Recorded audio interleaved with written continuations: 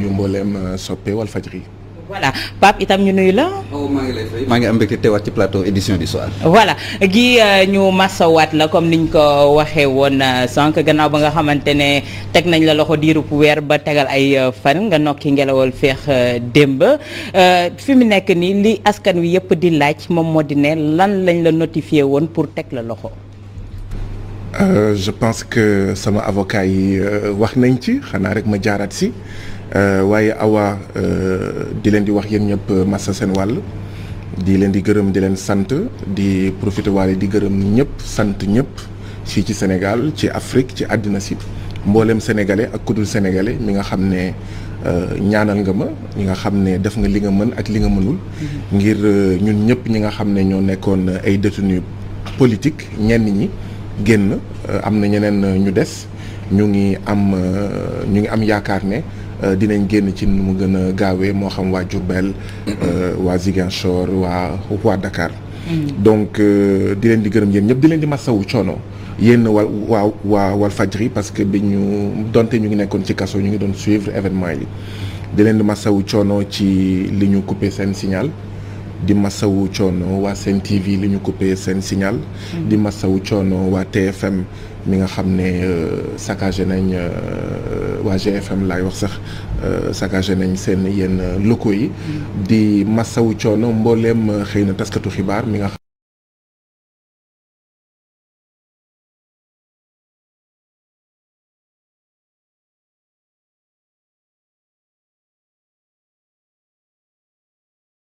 bi ñu nekkee woon ci DIC ay waxu trouble à l'ordre public menace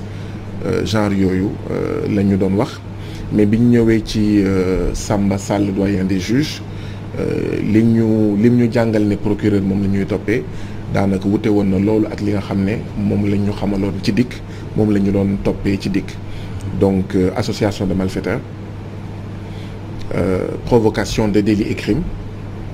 ak organisation de mouvement insurrectionnel. voilà ñett yooyu la ñu doon toppee maanaam kon benn mel ni ay samba boy ay wuyu ñoo lëkkaloo man ma bokk ci. bokk ci samba boy ak wuyu yooyu nga xam ne ñoo lëkkaloo xaw ma pour yee fitna wala daaneel état bi ak ñoom seen. loolu mun noonu laa mun faram fàccee donc benn topp bu njëkk bi mooy association de malfaiteurs ci nasaraan ñaareel bi provocation de délits et crimes maanaam dama def wax loo xam ne def wax bind voilà et cetera ak ñoom seen loo xam ne jur na yenn fitna wala tax na ba ñeneen ci ay doomu sénégalais def loo xam ne yoon da ko tere muy délit ak crime ñetteel bi muy organisation d'un mouvement insurrectionnel maanaam mais kuréelu ci anam boo xam ne li ñu tax a jóg mooy daaneel xëy na état bi daaneel président Macky Sall jëlee ko ci nguur gi noonu laa ko mën faram fàccee. mais tey jii mun nañu wax ne Clédor ak Assane Diouf ñoom toppe nañ leen ne dañoo wéccoo ay message ndax yow ci wéccoo message yooyu da nga cee bokkoon wala dafa am lenn loo ci tax tey. takkuma si ci nii wala ci naa parce que audio boobu ñu doon wax ne Clédor moo ko def daanaka ci DIC laa ko dégluwee pour la première fois. te wax naa leen ko ñaareel bi ci audio bi doo ci mës a dégg Guy Marius Sagna doo ci dégg frappe donc dama xamul man lan laa jotee ak audio boobu man personnellement ak lan moo tax jàppuñu ñeneen ci frappe lan moo tax jàppuñu ki nga xam ne moom mooy suñu kilifa ci frappe muy Ousmane Wade lan moo tax ñu jàpp ma man ci audio bi benn tur nga fay dégg muy Assane mais ñaata Assane ñoo am ci àddina si lan moo tax ñu war a jàpp ne Assane Diouf la donc man bokkuma ci audio bi laaj nañ ma ndax man jot naa ci audio bi man na leen mais yéen nu ngeen def ba liiree sama yeneen message loo tax defu leen noonu ba xam ndax jot naa audio bi ndaxte liir ngeen samay message wan ngeen ma ne liir ngeen sama message ndaxte yaa ngeen may wax ne kan mooy Babacar bi nga doon yónnante message ba di ko wax waxu fukki junni ba di ko wax conférence de presse bi war a am le mardi 23 te loolu ay message WhatsApp la woon. ñu ne ma kan mooy Babacar boobu conférence de presse bu ban conférence de presse la man ne leen mais bu fekkee état am na doole ba di lire samay message kon yéen war ngeen mën a lire samay message ba xam ndax jot naa audio wu Clédor am déet waaye li ma leen mën a wax mooy sax faf jotuma ko bu ma ko jotoon tamit naa wax ne jot naa ko donc laalewuma ci nii wala ci naa ci audio boobu laalewuma ci nii wala ci naa xëy na ak Clédor Sène ndaxte yaa ngi di fàttaliku dañoo lancé seen plateforme le peuple donc ak ay ñoom Dambodj voilà donc gis nañ ñëpp ñu nekkoon ci table bi man bokk ma ci woon FRAPP bokk ci woon Y'en a marre bokk ci woon FDS bokk ci woon ñeneen ak ñeneen bokk ci woon lan moo tax ñu ma doon tongali man di tongali waa FRAPP en réalité ay lay la woon ngir dagg bopp FRAPP noonu lañ jàppee Fatima Mbeng noonu lañ jàppee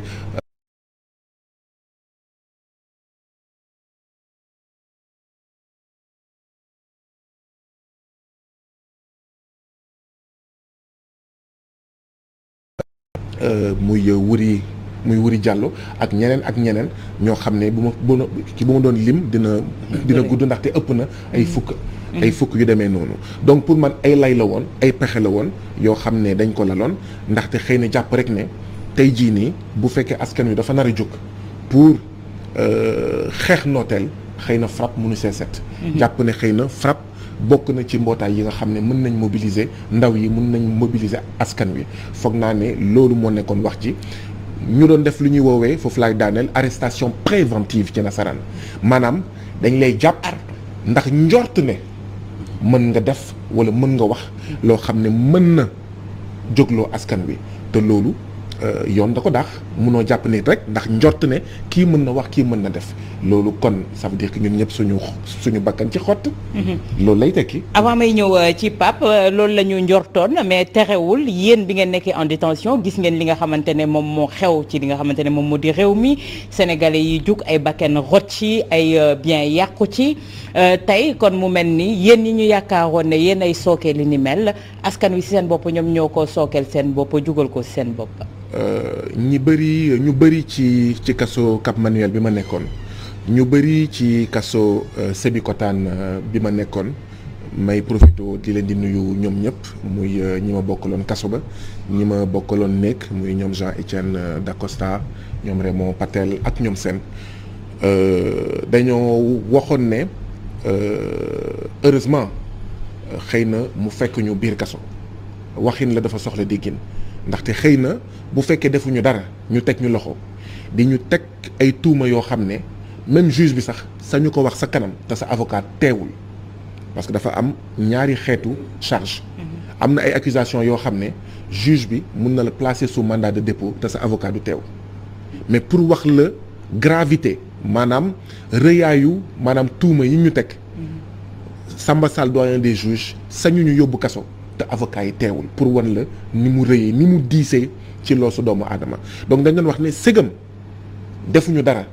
ñu def ñu mandat de dépôt tuumal ñu ay tuuma yu rëy a rëy kon bu ñu fekkoon ci biti xanaa perpétuité lañ ñuy dóor donc li am na donc ñun ñoo ko gisandoo léegi nag xam naa ne état bi xëy na nee na dina continuer ay enquête am bon mais man jàpp naa ne yëfu tappale lay doon may fàttali ne dóor nañ ma ñaari liberté provisoire yoo xam ne ba léegi c'est pas définitive l'instruction suit son cours mais man xam naa ne amul benn instruction li am mooy xëy na suba mun nañ jëfandikoo benn ci liberté provisoire yi pour ne am na lu bees ci ñaari dossiers yooyu pour tëjaat ma kaso bii tamit c'est la même chose troisième liberté provisoire donc xëy na bu ci kanamee bu ñu waxee ne sànni nañ xeer xaw ma ci Auchan wala ci Total wala ci Sonatel wala ci SGBS ñu ne xëy na wala ci base militaire français yi nekk fii xëy na ñu jël si waa FRAPP ne xëy na voilà am na élément bu nouveau daal bu bees. Papa ma bàyyi la ak gi rawatina ak charge yi nga xamante ne en général suñ ko doon dégg association chambre criminelle la doon dem. su cour d'assises amoon ba léegi ñu ne cour d'assises la jëmoon mais ça montre la légèreté avec laquelle la ñu jël tuuma yooyu ngàll ko ci seen doon. ngàll ko ci seen loolu tout d'abord man damay intéressé wu ci sa casier judiciaire maanaam bii mooy ñaata yoon ñu lay jàpp. bëri na xam nga jàpp yi ñaari façon la bon de façon jàpp la am na jàpp yoo xam ne garde à vue cave lay yem mu am yeneen jàpp yoo xam ne daf may yóbbu kaso. mais au total daal mën na ñaar à peu près 30 32 35 j'avais entendu 35 interpellations man moom 32 laa compté xaw ma nag yow chiffre bi baax na ou pas. li am solo daal moo di ne ci ñetti at yii passé placé nañ ma ñetti yoon sous mandat de dépôt te dafa bëri. très bien alors dañ bëggoon xam les minutes de l'arrestation parce que sénégalais yi ñi ngi suppité ci anam yi ñu la jàppee da doon jëndi reer da doon def lii da lan mooy ñëwal ñu ci les minutes de l'arrestation maanaam jàpp gi naka la demee benn par benn. xam nga allez wóor na wóorul mais de toute façon képp ku bëgg a def ñaawteef ci man xam na man ni may dundee man rek maa dëkk sama jabar ak sama doom dëkkuñu ak man d'accord dañ ma sori donc man rek maa dëkk ce qui fait que man du ma togg. d'accord bon. dama yar sama bopp ay ata ngi ba même bu may dugg 3 heures sama kër sama reer dama koy jëndaale ngir rek bañ dox guddi alors loolu day wane ne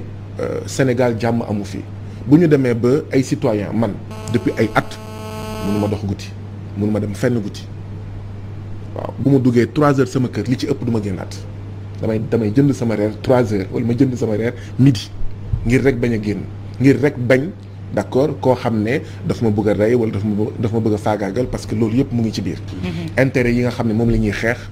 intérêt yu rëy la ci président Macky Sall waaye yu rëy la ci France ci Union européenne ak ñeneen donc rey nañ fi ay keneen ak keneen te ci xeex bi la bokk c'est pas pour tiital nit ñi foog ñun ñu xam suñu njaboot xam ne lu ñuy def dafa risqué donc bés boobu li yàlla di def defoon conférence de presse je crois le matin wala ngoon ak doy na. yaa ngi fàttaliku sax ñu soloon ay polo yi ñu bind je suis X. et peut-être même que ce n'est pas un hasard pour wax ne citoyens sénégalais yëpp dañoo war a wax ne je suis X. X bu ñuy topp d'accord ki nga xam ne moom la ñuy naan X la na ku nekk wax ne X la waaw bu ñuy wax bu ñu ko woowee assemblée nationale ñun ñëpp ñu dem assemblée nationale bu ñu ko woowee dikk ñun ñëpp ñu dem. parce que nanguwuñu ne Awa wala Pape wala Sonko wala Bougane wala xawma kan moom mooy X. donc ma ñibbi sama kër yàlla def bés boobu jënduma reer et ay 20 heures yooyu sama batterie portable faible 2 pour cent xaw ma 3 pour cent ma ne xaar ma chargé ko benn waxtu moo des pour couvre-feu ma ne xaar ma génn dem ma jëndi reer. donc ma génn sama kër defuma 300 mètres nekk ci digg tali bi mu lëndëm kuus benn oto garé sama ginnaaw ñeenti nit wàcc fa Serigne Sagna ñu ngi lay xamal ne jàpp nañ la. man ne leen jàpp moom yomb na de yéenay ñan sax ci d'accord balaa ngeen di sori et puis fii dafa lëndëm léegi ñi ngeen def sax wóorul d'accord mais ay samba boy sax li ngeen di def nii wóorul parce que mun nañ def ni ngeen di def ñu kidnappé ay nit donc noonu la ñu génnee ay cartes yoo xam ne man gisuma ko sax parce que mu ngi lëndëm donc noonu la ñu ma jàppee yéegal ma ci oto bi donc dañ la menotté dañ la ba non militaire yi non boobu résisté wu ma d'accord ñu ngi nekk ay 20h10 nekk ci digg tali bi mu ngi lëndëm opposé wu ma benn résistance ma dugg donc ñu jaar VDN jaar Corniche et ñu egg si dikk donc mbir mi noonu la jàpp bi demee et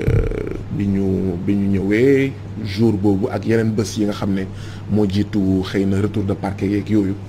ñu may laaj ay laaj waaw laaj bu ñu la laaj mu gën a doy waar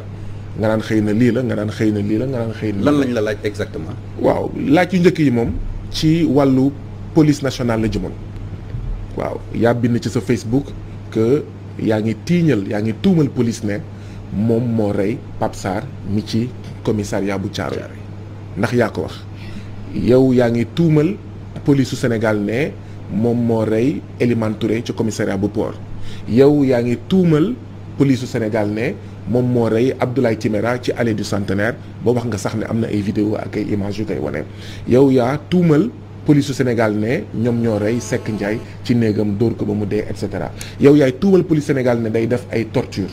alors torture naka laa koy toroxal tuuti na sax pour wax mais pour wax en fait mais torture mais xëy na mais toroxal ba nit ki dee donc loolu moo nekkoon première question yi mu mel ni kon poste yi nga xam ne ñun waa FRAPP dañ ko posté le samedi 20 février poste loolu da leen métti parce que bu ngeen fàttalikuwee. mais ces déclarations jotoon ngeen ko def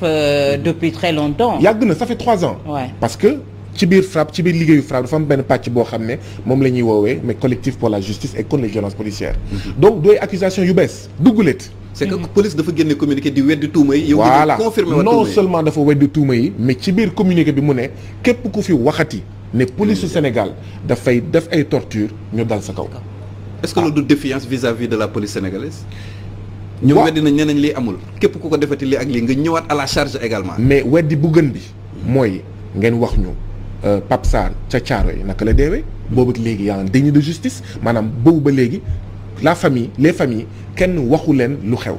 njabootu Pape Sarr njabootu Seck Ndiaye njabootu Elimane Touré njabootu Abdoulaye Timéra njabootu Fallou Seck njabootu ñeneen ak ñeneen lim bi gudd na kenn xamul waxuñu leen dëgg indi ñu leeral condamné wuñu sanctionné wuñu waxuñu lu leer donc police bu bañee mekki ñu tuumal ko état du Sénégal bu bañee ñu tuumal ko day wax lu leer day def lu leer day def yoon fekk nag amul défiance ci xeex la bokk parce que nag mënuñu di ñu rey mais Adja Ndiaye moo ci mujj mais seen collègue bi bu Dakar Actu fii lañ ko dóor ñun ñëpp gis nañ image yi mu dem hôpital am ay côte cassée d'accord mais fan la mujj ak ñeneen donc la famille ñing ñun ñëpp gisoon nañ ko weeru koor daaw donc nit nag da ngay am fulla ak fayda askan day am fulla ak fayda donc question bu njëkk bi moo doon ci wàllu tuuma yooyu noonu police voilà police ak lan la également parce que dañ bëgg comprendre lan mooy tuuma yi ñu teg sa kaw yëpp alors yooyu mooy laaj yu njëkk yi ñaareelu laaj yi mooy xaw ma la ñaari laaj li allez beneen laaj bi mooy waaw yow yaa bind ci sa page Facebook ne bés ni ki tey wala bés bu nekk dafa war a nekk Pathé Badiane pour président Macky Sall ak ñi nga xam ne moom président Macky Sall seen surga la waaw ma ne leen léegi lan mooy wax ji. ñu ne boo waxee Pathé Badiane da ngay yee fitna ma ne kon bàyyi leen jàngal école élémentaire que Maba Diakhou Ba mais résistant la parce que man bi may jàng Maba Diakhou Ba école élémentaire kenn mësuma wax ne Maba Diakhou Ba en fait dafay yee fitna. que dafay def insurrection. man bu ma waxee Pathé Badiane parce que man itam lépp lu may bind lépp lu may wax c'est tamit pour éveiller les consciences pour que nit yi xam seen démb ak seen barki démb dafa am solo sénégalais yi africains yi xam ne Pathé Badiane amoon na fi maanaam ay nit yu ñuul ay sénégalais duma nañu français yi ca Pathé Badiane buñ ko xamulee dañuy continuer di jàpp ne ñun ay yaafus lañu ñun nit yu ñuul ñun africains ñun sénégalais ay yaafus lañu day yomb ñuy dem ci Total ñuy dem ci Auchan du ñu wóolu suñu bopp du ñu am estime de soi du ñu fonk suñu bopp du ñu gëm suñu bopp donc dafa am solo ñu leen di fàttali Maba Diakhou Ba ak Pathé Badiane Mame Bamba Aline Sitoé Diatta Yacine Boubou donc ma ne leen déet du pour yee fitna mais c'est pour wax ne dañuy résister parce que bu ñuy lim ñi nga xam ne ñoo doon xeex nooteel ñoo doon jàmmaarloog nooteel ci Afrique ak Sénégal kenn mënu si mooy ki nga xam ne mooy Maba Diakhou Ba donc bu ngeen bëggulee ñuy wax Maba Diakhou Ba voilà da ngeen ko fa jëlee. si question politique yi nag laaj nañ la ko. donc Pathé Badiane wax naa leen beneen bi mooy ñu ne ma waaw mais Babacar boobu ngay wax waxu fukki junni yi kuy Babacar boobu. conférence de presse bi ngeen naroon organiser le lendemain ban conférence de presse la pour lan la. voilà beneen bi mooy lan waaw yow yaa wax ne am ngeen benn plan contre Macky Sall ma ne leen war leen ma fi nga xam ne foofu laa ko waxee ba tey jii nii kenn génneewu ko donc xam nga ñuy nekk di sos mais dama bëgg a féliciter policiers yi nga xam ne ñooy liggéey dikk ay jàmbaar lañu ñu ci bëri pas forcément ñëpp ñi ci bëri dañoo jub ay patriotes lañu maanaam ay aji bëgg réew lañu waaye nag li ñuy def loo dikk du patriotisme li ñuy def loo dikk di ko këlli-këlee di ko foowee di ko jëfandikoo président Macky Sall ak ñi ñu àndal Antoine Diome et d'ailleurs bu ñu waxee Antoine Diome foog ñu profité wax lenn Antoine Diome procureur la woon parquet la nekkoon li tax ñu nommé Antoine Diome moo tax bi ñu ko nommé ñëpp suñu classe gi mais xamoon nañ li ñu doon xaar parce que nommé koo xam ne parquet la nekkoon ministère de l'intérieur mooy yow da ngay transformer ministère de l'intérieur en parquet bis da ngay transformer ministère de l'intérieur en procureur bis mu jiitu Bassirou Gueye loolu la fa nekkee depuis bi mu fi tekkee nga déposer lettre mu jàpp la waaw nga wax mu ne xaw ma lii donc moom mooy inventé charge yooyu moom Antoine Diome donc ñoom ñooy di këlli-këllee di foowee di discréditer li nga xam ne moom mooy les institutions de la République damay faral di fàtte ne nu mu tudd préfet bu Ndakaaru saa yi bu ñu déposer manifestation contre les violences policières mu tere ñu ko et ci lay yi mu ne tentative de discrédit des institutions de la République maanaam yéen da ngeen bëgg a gàkkal deru police ne ko déet état du Sénégal mii di xool yenn ci policiers yi di saaga di yuuxu di dóor di rey citoyens yi moom ak policiers yooyu ñooy gàkkal police su Sénégal waaye tamit Antoine Diome mii di foowee ci ndigalu président Macky Sall dikk moom mooy discréditer la dikk finalement jaratul dara du tous malgré que am na ay policiers ay fonctionnaires très bien formés compétents du fii lañ doon xaaree fi ñu doon xaaree les institutions de la République mooy ndax ki doon wax ne da doon jënd 4500 kilos ñebbe ca kudd waaw fu mu dugal suñu xaalis directeur ak ministre yuy luubal alalu Sénégal ba tax amuñu sage-femme yu doy amuñu infirmier yu doy amuñu hôpital yu doy amuñu tali yu doy amuñu policier yu doy amuñu gendarme yu doy policier yooyu ministre ak directeur yooyu di sàcc alalu Sénégal institution de la République nañu wax ci ñooñu te bàyyi Guy Marius Sagna. mais tey jii Guy ndax da ngeen doon défendre Ousmane Sonko en tant que tel wala ay principe ngeen doon défendre moom moo indi lii yëpp. xam nga dafa am kenn ku doon wax ne man dëgg moo ma tax a jóg même dëgg boobu bu fekkee sama noonu lay jëriñ xam nga li ñu def Karim Wade liquidation politique la maanaam faagaagal koo xam ne mun na xajamal palu président Macky Sall 2019 li ñu def Khalifa Sall tamit ñu xañ ko mu nekk candidat foofu tamit lañ koy dugal ñu jàpp ne ci tànk yooyu la ñu bëgg a dugg ak président ak ki nga xam ne moom mooy honorable député Ousmane Sonko. mais lu tax mënu leen woon jàpp rek mais affaire civile la nañ ko régler sur le terrain civil au lieu ñu ci laax lu ci bokkul. mais ndax dafa amoon ay prémices. bu ndobbin reyee sa maam boo gisee lu ñuul daw toog nañ seetaan amuñu taxawaay ba ca war xëy na contexte boobu mayuñu woon ñu am taxawaay boobu ndaxte PDS mu ngi doon soog a daanu. toog nañ seetaan ba ñu def ko ki nga xam ne moom mooy président Karim Meïssa Wade lu ñu ko def du dëgg du yoon fi ñu ko téye ca Qatar du dëgg du yoon nañ ko bàyyi mu ñibbisi dafa am sañ-sañ nekk candidat toog nañ tamit seetaan ñu ñuy wax ay waxu dugub ay waxu ceeb ba ñu def ko ki nga xam ne moom mooy en fait le président Khalifa Ababacar Sall ñu ngi toog di seetaan depuis 10 ans xaw ma 11 ans ñuy këlli-këllee Barthélémy Diaz reykat la du reykat 11 ans ci deewu Ndiaga Diouf mais bu ñu toogee seetaan la même chose moo nar a am fii ci ki nga xam ne moom mooy président Ousmane Sonko alors beneen bi mooy fan yi passé plutôt weer yi passé gis nañ li xew nee naa man Guy Marius Sagna man rek wane naa lan mooy justice sénégalaise man rek liñ ma def wane na lan mooy justice sénégalaise ndax mun nañ am kóolute am ndéet ci moom jàpp ma ñetti yoon 3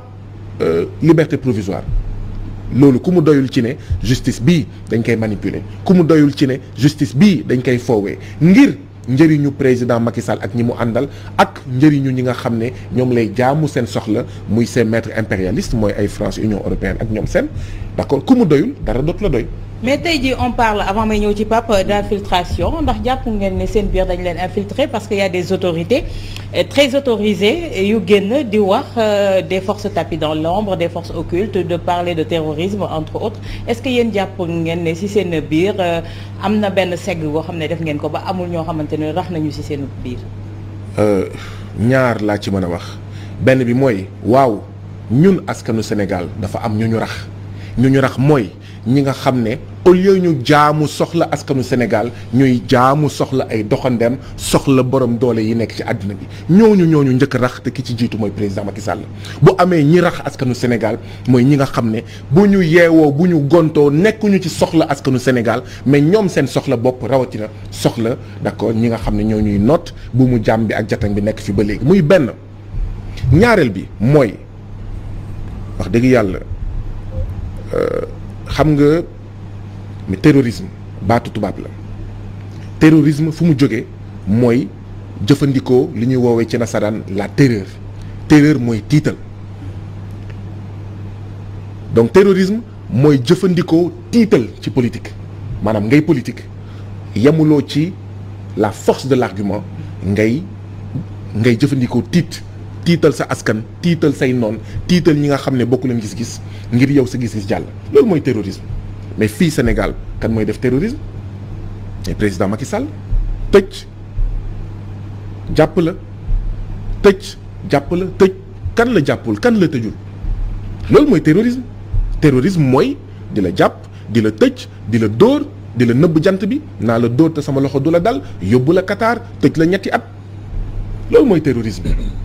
donc bu amee ñuy def terrorisme fii président Macky Sall la le premier des terroristes mooy président Macky Sall donc man loolu laa mën a gum wax li ci des. accusation bi diis na de. waaw mais dama ko jëlee ci définition étymologique maanaam terrorisme dafa jóge ci terreur mooy jëfandikoo xoxotal tiitange foofu laa ko jëlee. d'accord te du ma si dellu ginnaaw bu dee ci wàllu politique jëfandikoo tiitange tiitalaate di génne armée di génne nervi ñu naan déet ñuy seen ci char de combat yi xaw ma ay français ay militaires français ñu naan déet mais seen ngànnaay Macron jox leen ay arrivage yu bees tàkk loolu mooy terrorisme du leneen et d'ailleurs loolu dañuy indi ci li nga xam ne ñun moo ñu tax a jóg ci biir FRAPP mooy souveraineté populaire maanaam naka la ñuy fexee ba nguur gi ñu jëfandikoo ngir askan wi nguur gi askan wi téye ko et non nguur gi benn président quel que soit son nom muy Macky Sall muy Ousmane Sonko muy ku mu munti doon li nga xam ne moom la débat bi di posé mooy état bi dañ ko war a jël jox ko askan wi doole bi dañ ko war a jël jox ko askan wi et non di ko jëfandikoo ngir dóor askan wi ngir daanu ci askan wi ngir téye ci mais votre posture Pape nga may ma foofu rek votre posture par rapport vis-à-vis de la France est-ce que tey jii ragalu leen ñu incriminer leen saccage yi nga xamante ne les entreprises françaises l'ont subi. awa dama bëgg muy leer bi ma nekkee kaso dégg naa ay nit ay ñoom Innocence Ntap Ndiaye ak xaw ma moom d'abord war na am gàcce nekk ci haut conseil xawma du dialogue social liggéeykat yi musuñu gën a torox ka jamono ji nekk ci institution yoo xam ne moo gën a inutile et budgétivore nañ ko jël te régler jafe-jafe askan wi rawatina jafe-jafe ndaw yi dégg naa ko moom ak ñeneen ñuy toog naan waaw dafa am ñoo xam ne ñu ngi naan France bëgguñu sax wax dégage ñun ñoo wax pour la souveraineté monétaire France dégage tey lañ koy gën a wax bu dee li ñuy coow nii yëpp jàpp yi yëpp c'est pour tiital ñu ba dootuñu waxati Auchan dégage bu yóbboo ñu xam ne tey la ñuy gën a wax pour la souveraineté monétaire France dégage maanaam France dafa war a génn ci suñu mbiru koppar ndaxte ab askan mënul génn ci ndóol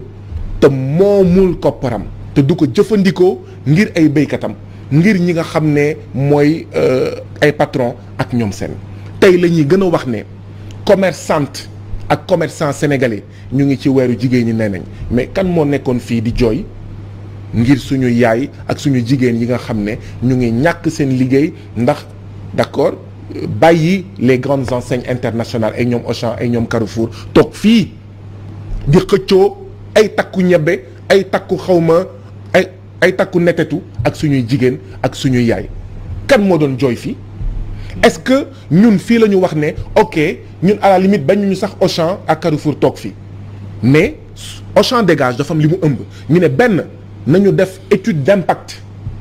balaa ñoo leen di bàyyi ñu dugg nañu xayma ñii buñ fi duggee lan lañ fa nar a yàq nañu xool ci yeneen réew yi buñ fa duggee lan lañ fa yàq ba tax ñu mel ni gilets jaunes yi France di jooytu naan war nañ xoolaat ay Carrefour ay Walmart ay Lidl ay xawma genre yooyu mais ba léegi defuñu étude d'impact léegi ñu naan ndaw yi amuñu xëy mais ñàkk xëy bi fan la jóge seen yaay yi amatul xëy fan la jóge donc Auchan dégage loolu ci la bokkoon waxuñu woon rek Auchan dégage pour Auchan dégage nañu def étude d'impact kan moo jooyal d'accord suñu ay jigéen suñu ay commerçants waxuñu ne lépp lu ñuy def baax na mais mun nañ leen ñoŋal mun nañ leen dooleel mais doomi réew mooy tabax réew ñoom Auchan ñoom Carrefour ñoom Total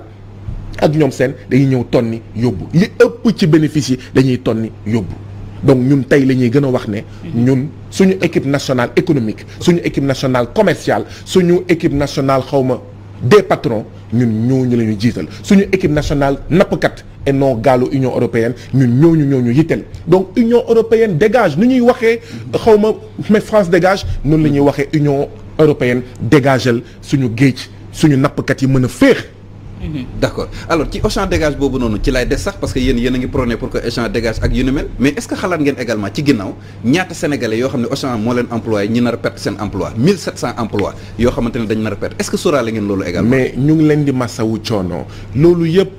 Pape Ndiaye waxoon nañ ko bi ñu doon xeex ci njëlbeenu Auchan dégage xam nga bu ñu waxee nañu def étude d'impact mais loolu xam nga ne kooku bëggul lu bon. kooku day naan nañu xayma. nañu jàngat nañu def ay xayma ay jàngat pour xool ñii buñ fi ñëwee li ñu nar a indi ak lu ñu nar a ñàkk ban moo ci ëpp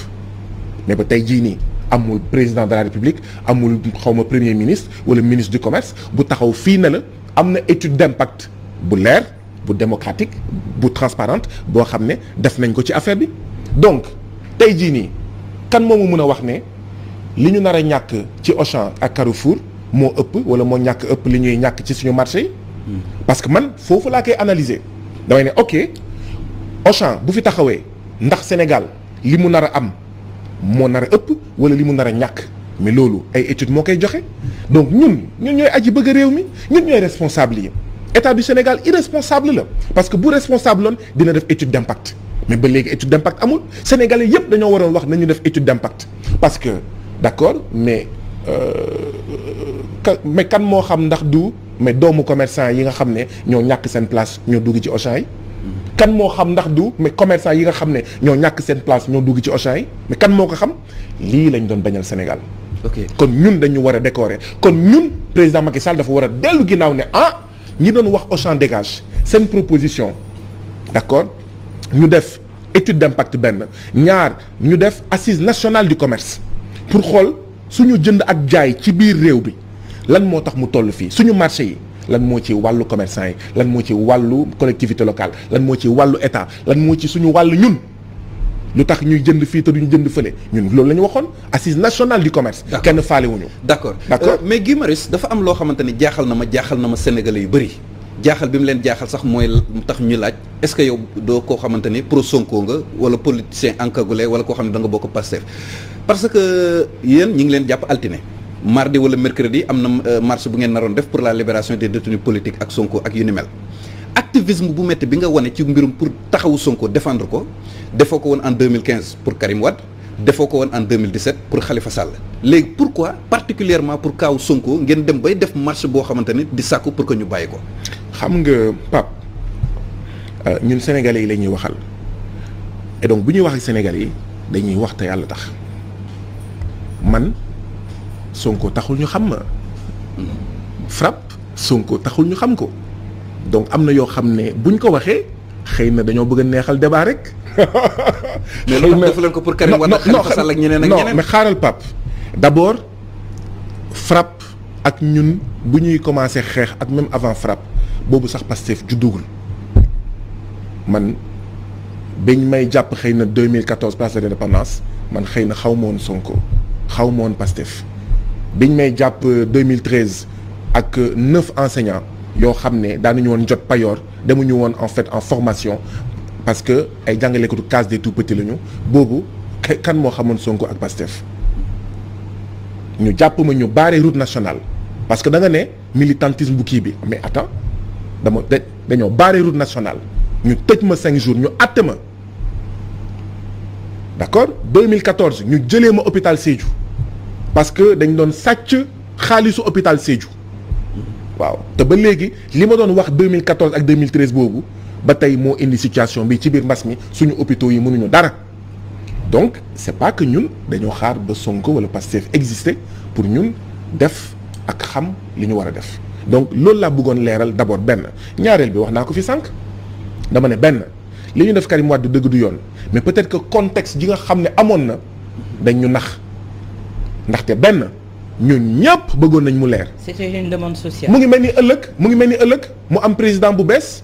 ñu ne dañuy topp xaw ma dañuy xool ñoom président Macky Sall ñoom Aliou Sall xaw ma ñoom ñeneen ak ñeneen fan la ñu dugal xaalis bi. mais foofu gi je vais revenir à la charge parce que réponse bi nga ma jox satisfaire ma. d'accord parce que yéen seen marche bi objectif bi c'était clair libération Ousmane Sonko. ban marche. xam nga ñu ngi leen arrêté altine. altine waaw. mardi ou mercredi am na lu ngeen doon waajal. lan ngeen doon waajal. déedéet yow laa koy laaj. non yéen mardi lundi lañ leen arrêté mardi ou mercredi amul lu ngeen doon projeté. man de xaw ma wax dëgg yàlla. en tout cas Clédor moom leer na ci ay kàddoom ne ñoom am na loo xamante ne ñu ngi ko doon waajal. waaw mais Clédor nee naa la mu ngi bokk ci plateforme bu tudd le peuple. ñun bokkuñu fa. d'accord léegi yéen. donc man mënu. voilà man da ngeen may laaj li frappe ak ñi mu àndal doon waaj ñun lundi lañ ñu jàpp et vraiment muy mardi muy mercredi muy toute la semaine ñun lundi bi ñu jàppee amul woon benn activité qui était prévue. donc ñun munoo wax Pape Ndiaye que ñun am na lu ñu doon waajal Clédor bu fi ñëwee ngeen posé ko question boobu lan moo tax deful la même chose pour Karim Wade ak Khalifa Sall mais man mënoo ma posé question boobu. léegi comme nangu woo tontu foofu je reformule la question. non Pape non damay reformuler. non bul wax nangu naa tontu dama la xamal ne waajuñu woon dara et kon argument boobu mënoo ko utiliser contre man ak frappe. d'accord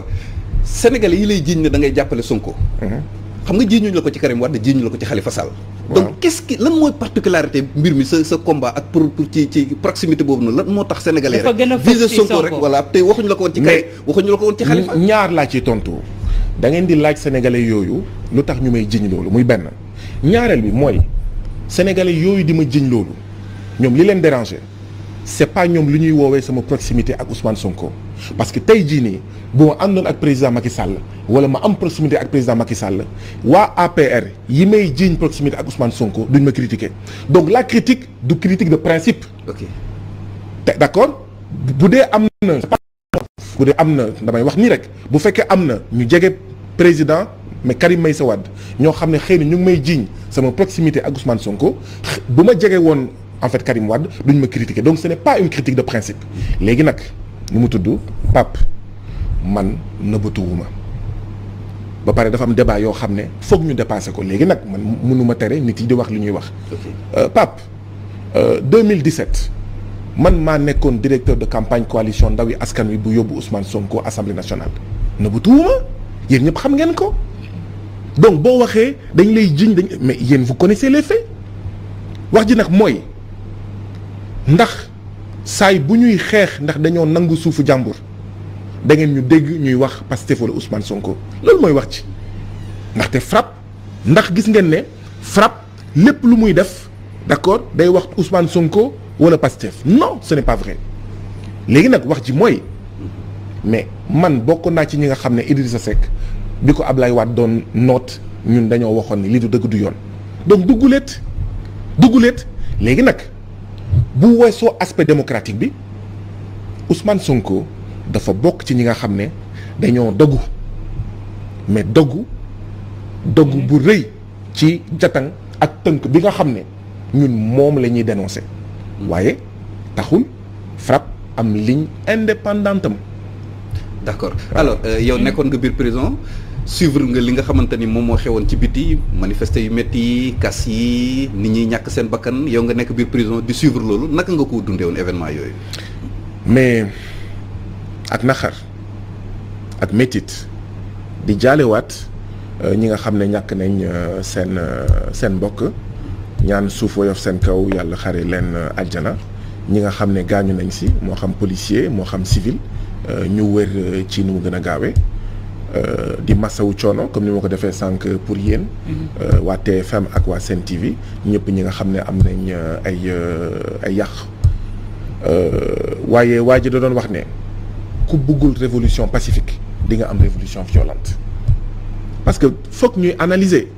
et comme dañuy wax ak askanu Sénégal am na débat boo xam ne buñ fa toog parce que buñ fa toogee wax rek la waaye du am njëriñ ci dégg-dégg ku bëggul révolution pacifique di nga bëgg révolution violente révolution pacifique mooy lan mooy nit yi di wax ak yow ci jàmm ak salaam ne la defal lii bul supprimer premier ministre awa yaa ngi fàttaliku bokkoon naa ci ñeenti nit yi nga xam ne jàpp nañ leen buntu assemblée nationale bi ñuy supprimer poste premier ministre depuis ay mois ñi nga xam ne mësuñu xeex contre la suppression du poste du premier ministre ñoom ñooy jooy li nga xam ne dañ ko supprimer man dañ ma jàpp jàpp docteur Babacar Diop ak ñoom seen ci buntu assemblée nationale. tey jii ne analyse yu bëri ñu ngi naan woy waruñu koon supprimer fu ñu nekkoon surtout yenn saa yi seen mbokk yi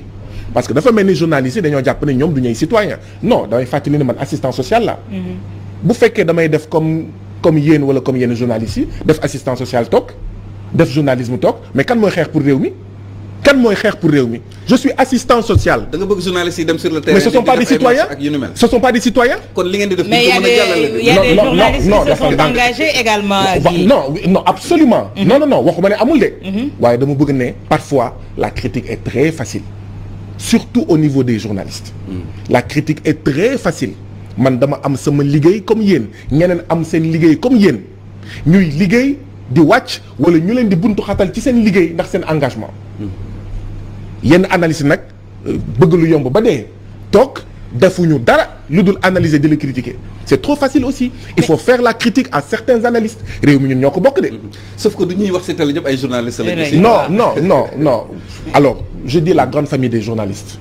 mooy ñi nga xam ne ñoo nekk ci média bi di analyser parfois. d'accord c'est pas pour remettre en cause seen critique. d'accord dañoo war a def. mais ci analyse journaliste yooyu ngay wax dañuy ñëw ci le cas Madiambal Diagne def na analyse am wax na li nga xamante ne moom la situation boobu jur ak li ko sookeek yi ni mel mu mel ni benn problème mu ethnicisme également coowul Ousmane Sonko gi jur na ko et la verte Casamance est très visée dans ce problème là. coowal jooju xaarul coowal Ousmane Sonko pour judd ñun ay at a ngi ñu ngi naan attention nañu moytu ndaxte lii ñuy gis nii mooy lu ñuy woowee manipulation des sentiments ethniques religieux et confrériques maanaam jëfandikoo waasoo di foowee waasoo ak diine ak tarixa ngir falu wala ngir yàgg ci nguur commencé wul ak coowal Ousmane Sonko bi ana Penda Ba bu saaga woon voilà benn waaso fu mu mujj ñu fayal ko ay vacances donc duggulet ana Aliou Dembourou Sow mu ne dañoo war a fexe ba waaso sangam des ci nguur gi fu mu mujj donc Madiambal Diagne ci foofu la nekk Yoro Dia ci foofu la nekk naan la ñoominka la petite ñoominka la pauvre ñoominka ñii bu ñu leen toppee dañoo war a taal réew mi moo tax ñun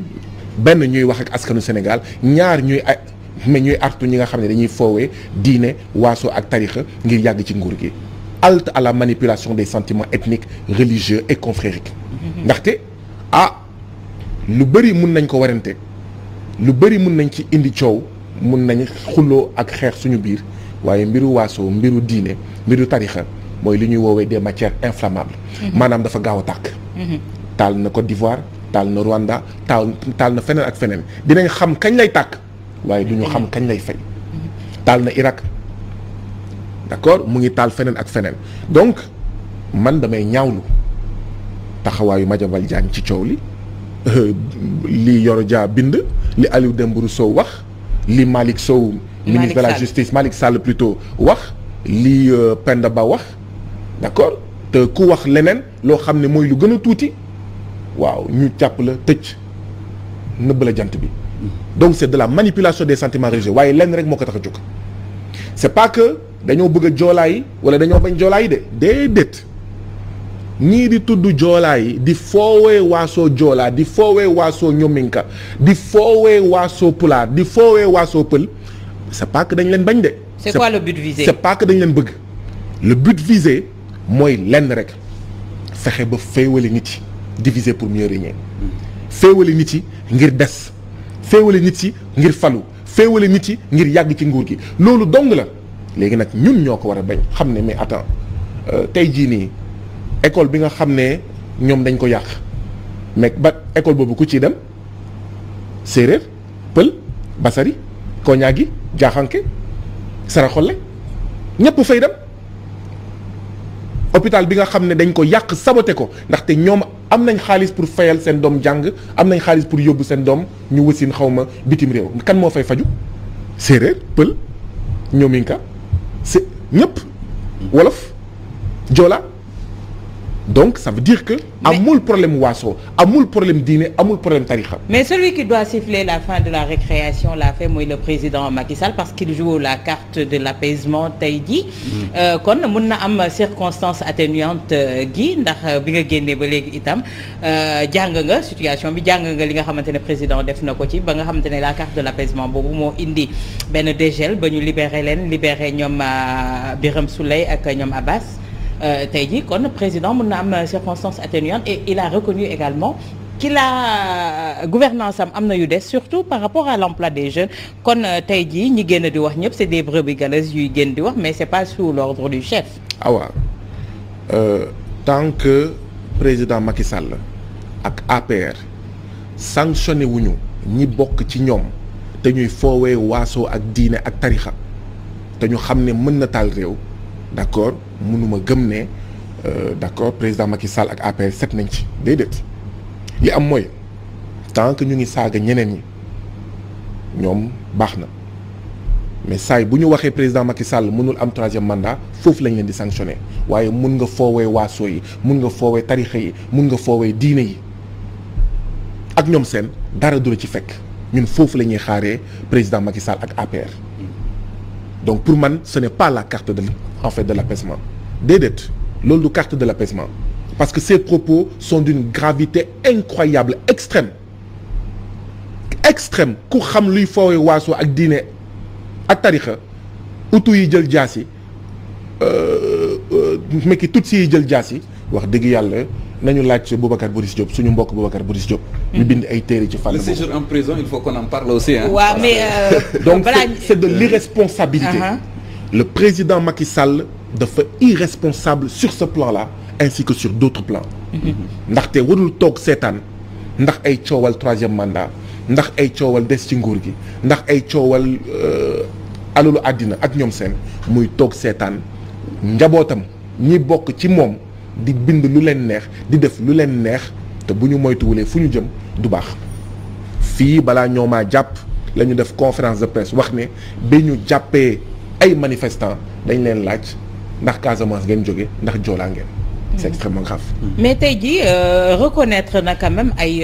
erreurs yoo xamante ne ci gouvernance am na ci surtout par rapport ak l'emploi des jeunes tey jii il est prêt à mettre 350 milliards pour réparer cette injustice là et cette erreur là tey jii kon circonstance atténuante bi may wax mun na tàmbalee foofu pour ngeen jox ko bàyyi ko mu dérouler. le temps de voir président Macky Sall rëccuwul tous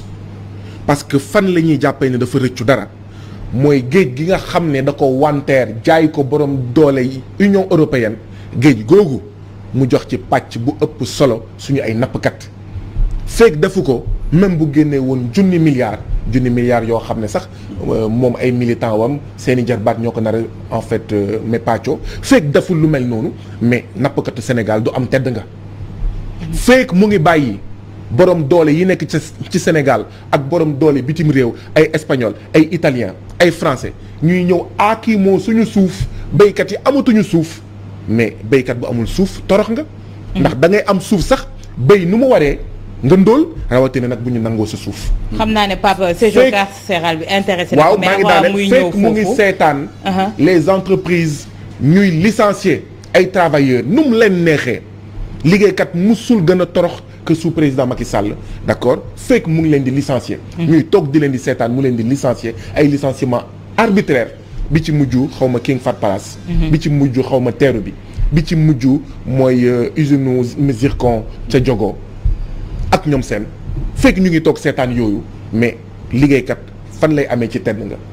donc loolu mooy wax ci pour man loolu mooy rëccu remettre en cause. fekk mu ngi signé ay accord de partenariat économique yi nga xam ne d'accord day jël réew mi. jox ko borom doole yi nekk bitim réew. loolu mooy remise en cause. mais tey jii l'affaire Ousmane Sonko li muy wane moo di ne ñu gis beneen recomposition politique boo xamante ne mi ngi tàmbali di am. Ousmane Sonko dafa am benn principe bu mu doon défendre am idéologie bu mu yëkkati woon tey jii mi ngi dox ay tànk nemmeeku ay tànk de remerciement mais ay alliance également di commencer wu di nouer tey jii tey lan moo ci seen position yéen ñi nga xamante ne vous vous êtes démarqué depuis lors ne vous soutenez le peuple. askan wi ngeen fi nekkal vous ne vous rangez pas du côté des politiciens. waaw xam nga mais parti politique li ko tax a jóg mooy ñu fal ko. moo xam ñu fal ko maanaam ci communes yi ci gox-goxaan yi ñu fal ko assemblée nationale wala ñu fal ko présidence de la république mais ñoom lépp lu ñu mën a def pour wax ak askan wi pour dooleel seen bopp pour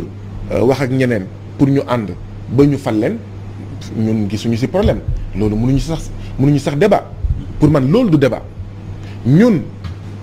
en tout cas ku mel ni FRAPP ñun mouvement citoyen lañu ñun suñu taxawaay nekkul en tant que FRAPP nekk président de la république suñu taxawaay en tant que FRAPP nekkul ñu fal yu assemblée nationale suñu taxawaay en tant que FRAPP c'est pas que ñu ne FRAPP mu ngi woote pour ñu votel Pape wala Awa déedéet suñu tànk en tant que FRAPP mooy fexe ba sénégalais yi xam ne fekk jatang bi dagguñu ko Sénégal ak Afrique du génn ci ndóol ñaar fekk itam d'accord askanu Sénégal moomul nguur gi jëlee ko ci loxo politiciens yi ak ku munti falu nag constitution bii système politique bii système électoral bii fekk mu ngi continuer ku munti falu quel que soit ton nom d'accord ngay góor ngay jigéen ngay mag ngay daw d'accord mbir mi du changer ñun lii moo ñu tax a jóg fexe ba xel yi ñun nit xel yi fexe ba tënk yi nga xam ne jéng yi nga xam ne parce que jéng yi ci wàllu koom la ci wàllu koppar la ci wàllu en fait kaaraange la ci wàllu sax làkk bi ñuy jëfandikoo ci école waaye jéng yi tamit ci xel yi la. donc ñun en tant que FRAPP suñu liggéey mooy fexe ba jéng yi nga xam ne moo nekk ci xel yi ñu dindi ko pour askanu Sénégal askanu Afrique xam boppam moom boppam gëm boppam ba dëggal boppam. mais tey jii dossier Ousmane Sonko taxoon na seen interpellation mu am dossier boobu ba tey jii mi ngi wéy di continuer ndax li ngeen di duggoon ci xeex bi da ngeen koy wéyal ba léegi parce que président Sonko waxoon na deuxième vague boobu lan moo ko mën a yeewaat tey jii ak lan moo ciy seen position yéen. M2D mu ngi fii je crois que bi ñuy taxawal M2D man maa ngi nekkoon kaso donc M2D je crois que yéen a ma gën a xam am na 10 points de revendication ñun loolu lañu mën gum wax mais je crois que li nga xam ne moom mooy lu am solo li ñu mën a jàpp xëy na ci kàddu Ousmane Sonko mooy aux mêmes causes les mêmes effets mooy na woon fa woon c'est-à-dire que lii indi askan wi génn te Ousmane Sonko li ñu jàpp ne complot la tentative de liquidation la naka la ñuy fexelee koo xam ne pour man président Macky Sall ak France ak ñeneen dañ ko ragal ci la bokk mais pas moom rek askan wi tamit dafa sonn ci ni ñu koy nootee mais loolu bu continuer ba li amoon day amaat. mais tey jii sur la sortie de Adji Sarr la sortie de Ousmane Sonko par rapport à ce dossier là ban lecture nga ci am lan nga ci tënk. xam nga ndax thèse complot bi évoqué nañ ko naam mais dégg nga ñaari parti yëpp ku ci nekk li nga ciy wax. dégg seetaan naa en fait bi ma nekkee kaso ku ci nekk en fait li nga xam ne moom nga ci wax mais ñun waa FRAPP li ñu jàpp mooy yoon na def liggéeyam. mais yoon bi ngeen di récuser yéen. waaw yoon bi ñuy récuser ñun yoon bi nga xam ne charge yi nga xam ne moom la defoon sama ndodd man